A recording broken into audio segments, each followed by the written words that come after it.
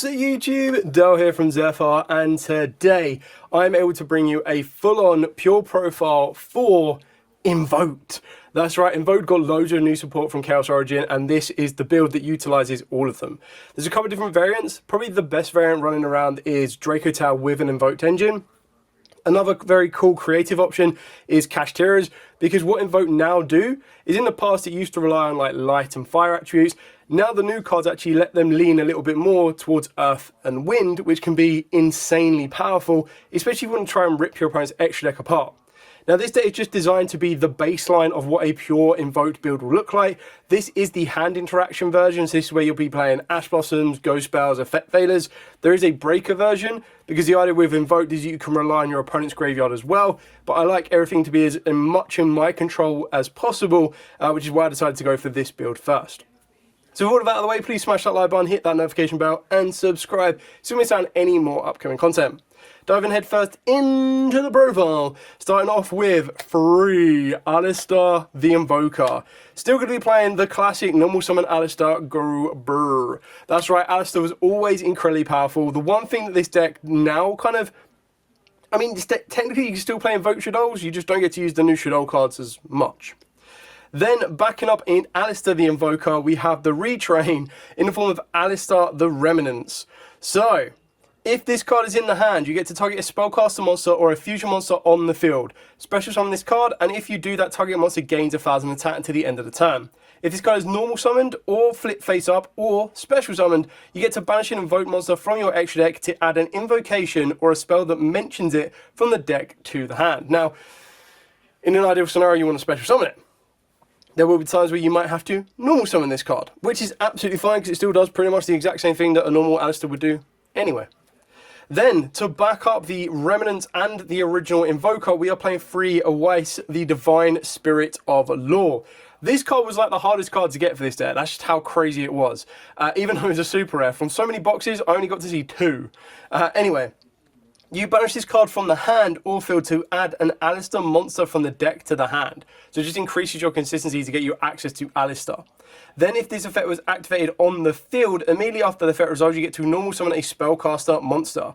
If a face-up fusion monster or monsters you control is sent to the graveyard except by battle, while this card is in the graveyard and except during the damage step, you get to special summon this card. Then you can fusion summon one invoked monster from the extra deck using monsters from the hand or field. So it's just a very, very good card overall. It gives you your consistency, it gives you ways to fusion, it's a 2800 defender, it's the wind attribute, it ticks all the boxes.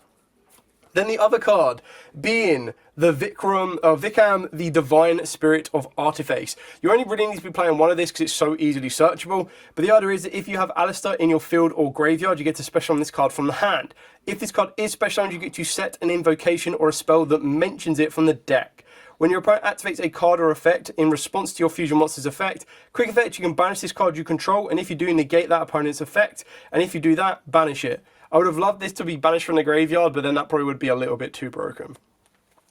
Then we have the classic Magical Meltdown. So on activation, you do have to specifically add Alistar the Invoker, not an Alistar monster, sad days, but you still want to be able to use it. The fact that your opponent can't respond as well or can't negate is also really important, and that's when you're playing free Meltdown and 1 Terraforming. Another free of that you're going to be playing is Sacred Spirit Sword Awais. This card is also incredible. The only downside of this card is that it didn't come in foil. So activate one of these effects, but you cannot declare attacks for the rest of the turn except with fusions. Like we care about that. So special summon an Awais Divine Spirit of the Law from the deck or graveyard. Or take an Alistar monster from the deck and either send it to the graveyard or banish it. Alternatively, look at 3 random face-down cards in your opponent's extra deck, and if you do, banish one of them. Now, on its own, that's not that powerful, but if you're playing the Kashtira package, you're banishing 2, and then there's another card in your extra deck that lets you banish 3, which is pretty mental. Then we are playing 2 of the classic Invocation. I do also like the alternative artwork as well. I would have loved the alternative artwork to come as a quarter century secret rare, but I'm also kind of happy that it didn't, because then it'd be really expensive to pick up. Maybe new Starlight rare. You never know. And then the brand new Invocation, Sword. So this card, fusion summons a fusion monster from the extra deck using monsters you control. If you are summoning an invoked fusion monster this way, you can also return monsters from any banishment to the graveyard as material. Now, very rarely do you want to return some of your opponent's monsters to their graveyard, but sometimes their banish effects might want to try and trigger in one way or another. But more times than not, recycling your own materials can be pretty effective. If that wasn't enough, during your main phase, if this card is in the graveyard, you get to target an Alistair monster or an invocation in your graveyard, shuffle this card into the deck, and if you do, add that target back to the hand. So if you send your Alistair the Remnants from the deck to the grave, and then you add it back to the hand with Sword, great success. And the best thing is it's a quick play, you get to do it during either player's turn. So it's basically an upgrade to Invocation, which is kind of what the deck wanted. And then the final brand new card in the main deck is Gamart Summoning. Now, some people like to side this card. I don't mind maining this. So you banish an Alistair monster or a fusion monster from your graveyard to special an invoked monster from the extra deck, ignoring its summoning conditions. But you banish it during the end phase. If a monster is banished face up while this card is in the graveyard, except during a damage step, you get to banish this card, then target one of your banished invoked monsters and special summon it. Only use each effect once per turn. Now, the reason this is so good is it can technically get you your Raijin for a quick effect Book of Moon. But what more times than not people will be going for is the Invoked Khaligar, because it's backed up with whatever other invoked monster you might want to add to that field, really does restrict your opponent. And the fact that it only lasts for that turn, it locks your opponent down for a turn, and then it clears off for your turn, and you're good to rock and roll. I am playing free Super Polymerization. Now, with the Super Poly, you're actually going to use it more so, like, you don't play that many generic Super Poly targets. I think you don't even really play any, to be honest. Most of them are going to be like your Alistair plus an attribute, which gives you a nice range. It's kind of like when you play Super Polymerization in Shadows, it's usually just a Shadow monster plus any attribute will get you one way or another. Then for the non-engine, I've got 3 Molchami at 4 loss. Apologies for the white sleeves, it's currently in my Light and Darkness deck. 3 Ash Blossom and Joyous Springs, 2 Drow Bird, so doubles up the fact that Droll's just really good this format and also has a wind attribute. 2 Ghost Ogre, again, really good card this format, but in the Breaker side, you can kind of cut your Ogres down, side out your Drolls, even side out your Ghost Spells and Effect Veilers, just kind of open up a bit of space there. And then because I'm playing so many hand interactions, I went with a cross out and a call by, but honestly, you can cut the cross out designator out completely. It's just an option that I considered, but it did bump the deck to 41 cards, so if you want to bump it back down to 40, you just go yeet that card out of place. So that's it for the entire main deck. Then moving on to the extra deck as well, so try to move it towards a flat 40. It is currently 41 because of the cross out, as already mentioned, but you can take that out as you need to. Now, the best thing about all of the new Invoke stuff is it's all relatively low rarity. There is 2 secrets, and even then, they're not incredibly expensive to pick up. Like the Fusion Monster, I think I ended up picking up for like £3 a copy, and then the Alistair Invoker or the Remnants is like £10 a copy at max, and that might even go down over time. Speaking of the Fusion Monster, we play 2 Hyper Invoked Aeon. Now, you don't actually need to play 2 of this. It's just something that I quite like the option of because it can just be very decimating to go through 2 of these.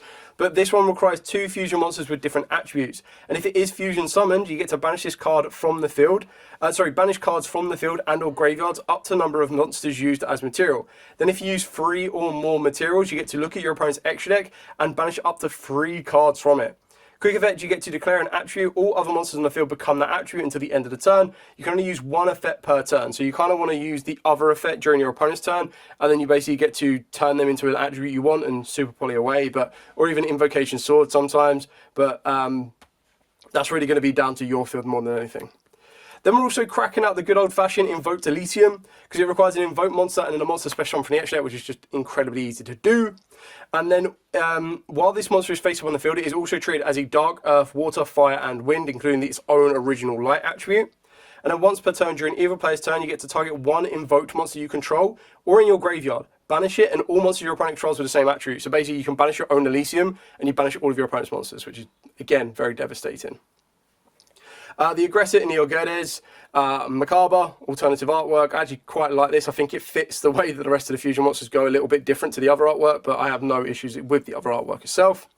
Going back to the Raijin, obviously being a wind is quite important as well, and it's your Book of Moon. Purgatrio is attack all of your opponent's monsters and do piercing battle damage, and then gains 200 attack for every card they have. Khaligar is your defensive lockdown. And then moving into the new cards, we've got the 1 Invoked Oceanus, there we go, which requires an Alistair monster plus a Dark or a Water.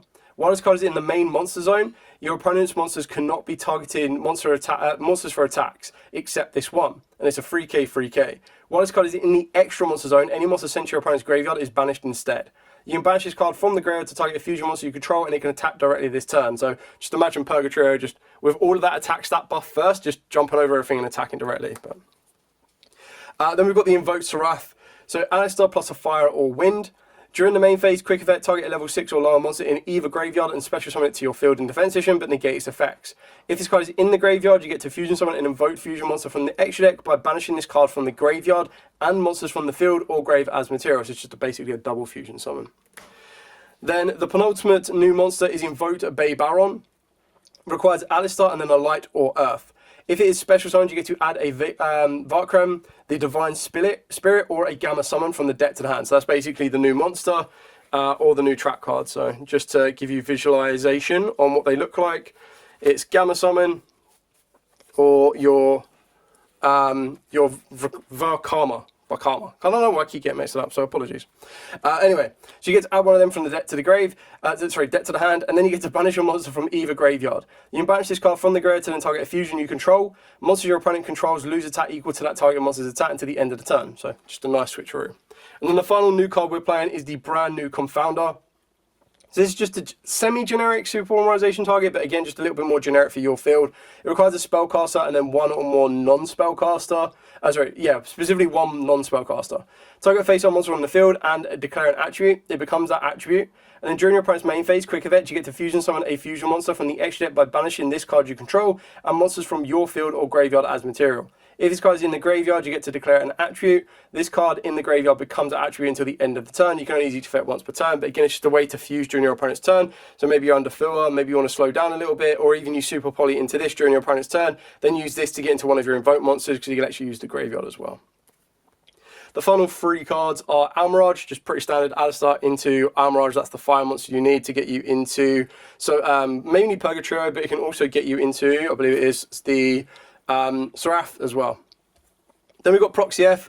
I quite like the Proxy F idea because the Proxy F is a monster special from the extra deck. So this gives you more direct access to get into your Elysium, because Elysium requires a Evoke monster and then a monster special from the extra deck. So that is your monster special from the extra deck. Then all you need to do is get an Invoked monster, use Proxy F to use that Invoked monster, and itself gets you the Elysium. Nice and easy. And then the final card is just SP Little Knight, because sometimes SP Little Knight will be quite effective, specifically in stuff like the Light and Darkness matchup, because it does target, and it kind of puts your opponent in a bit of a situation where it's like, cool, SP Little Knight summon, use the effect to try and banish the Mind Shuffle, they chain the Mind Shuffle to maybe try and return the monster, and then you'd go SP Little Knight to banish itself and then another card. So that can be quite useful for you. There are different ways around it. You can target the monster and then they chain the monster and then you chain the SP Little Knight. Just ways to kind of dodge around a little bit more, but entirely up to you. This can very easily become the Alistar Link 2. It can also very easily become other super polarization targets. It just gives you a couple of different options to consider. And that is pretty much it. If you want to see more from this deck, like either a test time video or a combo, then let me know in the comments down below. I'll be more than happy to bring it for you. Just get the video above 50 likes, kind of shows me in the first 24 hours that that's what you want to see, and I'll be more than happy to provide that for you. However, with all of that out of the way, thank you so much for watching. Like, comment, subscribe, share. Till next time, as absolutely always, stay safe, and of course, happy dueling.